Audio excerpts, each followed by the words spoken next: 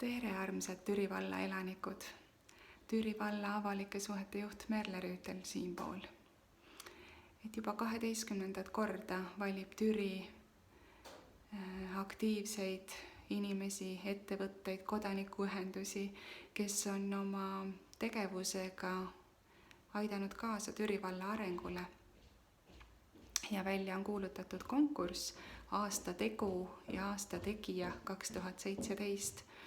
Kandidaatide esitamise tähtaeg iseenesest on 1. veebruar kell 17:00 ehk et aega veel on.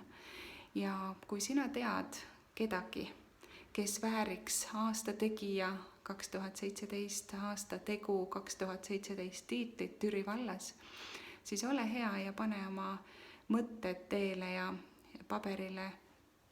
Võib teha ka muidugi interneti teel ja saada need aadressile triin.parna@türi.ee või siis vallavalitsus@türi.ee ja tunnustame tublisid, sest neil meid jagub.